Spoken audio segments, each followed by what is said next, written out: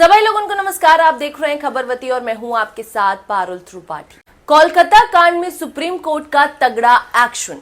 Supreme court में सुनवाई की बड़ी बातें। भीड़ देख भागने वाली पुलिस क्या सुरक्षा करेगी? सुप्रीम कोर्ट ने कोलकाता केस क्यों अपने हाथ में लिया? क्या बंगाल में लगने वाला है राष्ट्रपति शासन? सुप्रीम कोर्ट में कोलकाता के डॉक्टर के साथ हुई वारदात पर स्वतः संज्ञान लेते हुए सुनवाई की। महिला डॉक्टरों की आपबीती जानकर सीजीआई डीवाई चंद्रचूड़ की अध्यक्षता वाली बेंच का पारा चढ़ गया। कोलकाता में महिला डॉक्टर से हुई भयानक रेप मर्डर मामले में सुप्रीम कोर्ट ने बंगाल सरकार को जमकर फटकार लगाई है। साथ ही वह वजह भी स्पष्ट की जिस वजह से हाई कोर्ट ने सुनवाई के बावजूद उनसे ये केस अपने हाथ में ले लिया।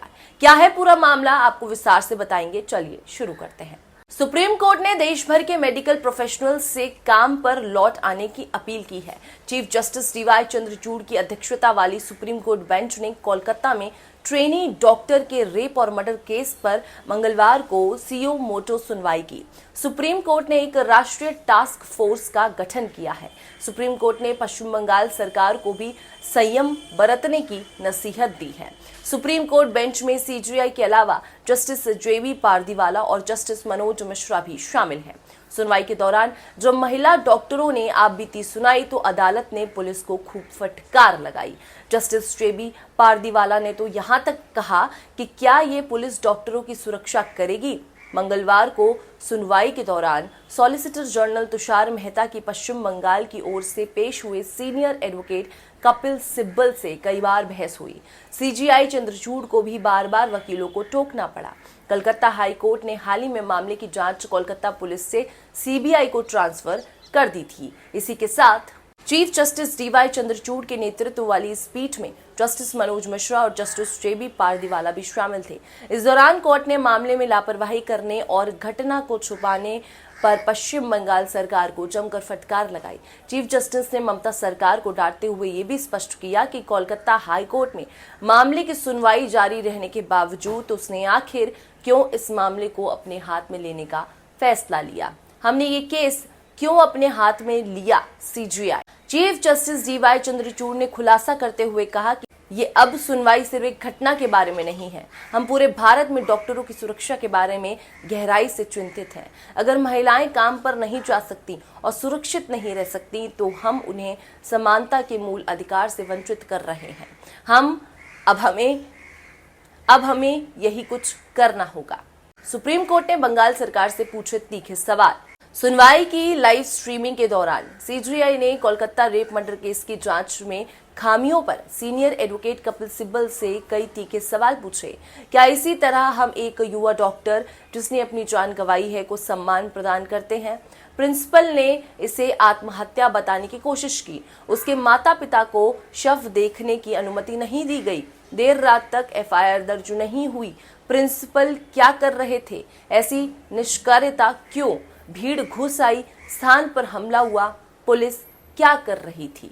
अस्पताल का नवीनीकरण किया गया है और सुबह या जब भी भीड़ प्रवेश करती है तो महत्वपूर्ण सुविधाएं क्षतिग्रस्त हो जाती हैं। पुलिस क्या कर रही थी?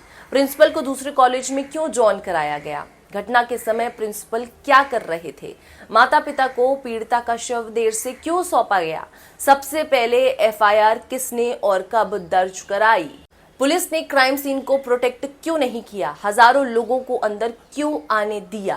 पीड़िता की पहचान उजागर करने पर जताई चिंता।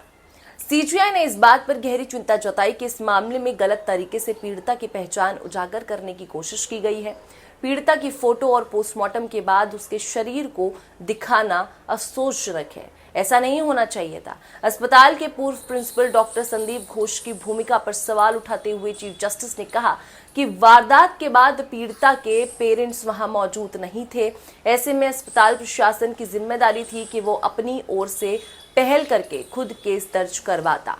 बंगाल सरकार के तर्कों से संतुष्ट नहीं हुआ सुप्रीम कोर्ट। पश्चिम बंगाल सरकार की ओर से पेश हुए सीनियर एडवोकेट कपिल सिब्बल ने यह तर्क देते हुए कोर्ट को शांत करने की कोशिश की कि वारदात का पता चलते ही पुलिस प्रशासन ने अपनी ओर से सख्त एक्शन लिया और प्रिंसिपल को हटाने के साथ ही मामले की जांच के लिए स्पेशल इन्वेस्टिगेशन टीम का गठन किया।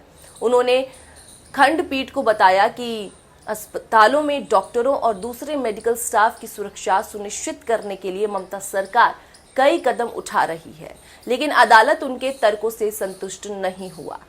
सीबीआई को स्टेटस रिपोर्ट करने का आदेश। कोर्ट ने कहा कि वर्किंग प्लेस पर डॉक्टरों और दूसरे स्टाफ की सुरक्षा सुनिश्चित करने के लिए एक नेशनल टास्क फोर्स का गठन किया जाएगा। इस टास्क फोर्स में सीनियर डॉक्टर्स शामिल होंगे जो देश भर के अस्पतालों में सिक्योरिटी बढ़ाने के तौर तरीकों से सुप्रीम कोर्ट को अवगत कराएंगे। चीफ जस्टिस डीवाई चंद्रचूड़ ने मामले की जांच कर रही सीबीआई को आदेश दिया कि वह गुरुवार तक इस मामले की स्टेटस रिपोर्ट अदालत में दाखिल करें, जिससे पता चल सके कि जांच कहां तक पहुंच सकी है। क्या बंगाल में लगने वाला है राष्ट्रपति शासन? इस सब के बीच पश्चिम बंगाल के राज्यपाल सीवी आनंद बोस ने राष्ट्रपति द्रौपदी मुर्मू से मुलाकात की है। इसके साथ ही उन्होंने उपराष्ट्रपति जगदीप धनखड़ से मुलाकात की। राज्यपाल की इस मुलाकातों और औपचारिक मुलाकात बताया जा रहा है, लेकिन पश्चिम बंगाल की राजनीतिक हालात और कानून व्यवस्था की स्थिति को देखते हुए राष्ट्रपति के साथ राज्यपाल की मुलाकात को काफी अहम माना जा रहा है। इस बीच ये भी दावा किया जा रहा है कि राज्यपाल ने राष्ट्रपति शासन लगाने की सिफारिश की है। वहीं राज्यपाल ने इस घटना को सबसे शर्मनाक पल करार देते हुए दावा किया है कि पश्चिम बंगाल में उथल पुथल की स्थिति है और लोगों का मौजूदा सरकार के ऊपर से भरोसा उठ गया है। राज्यपाल सीवी आनंद बोस की राष्ट्रपति द्रौपदी मुर्मू और उपराष्ट्रपति जगदीप धनखड़ से मुलाकात के बीच बंगाल सरकार का मुखपत्र कहे जाने वाले जागो बंगाल ने पश्चिम बंगाल में राष्ट्रपति शासन लगाए जाने की सिफारिश का दावा किया है।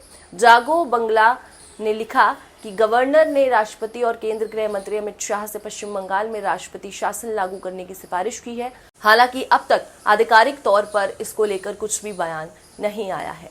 तो इस सब के बाद सुप्रीम कोर्ट ने सारा केस अपने हाथ में ले लिया है। हम सबको उम्मीद है कि सुप्रीम कोर्ट कुछ अहम फैसले पर और कठोर फैसले पर पहुंच पाएगी और सही से अब इस मामले में जांच पूरी हो पाएगी। फिलहाल इस खबर में इतना ही और बाकी खबरों के लिए आप देखते रहिए खबरवती और ऐसे ही लगातार वीडियो को लाइक कीजिए, शेयर कीजिए, चैनल को जरूर सब्सक्राइब कीजिए और खबरवती को ढेर सारा प्यार देते रहिए। शुक्रिया।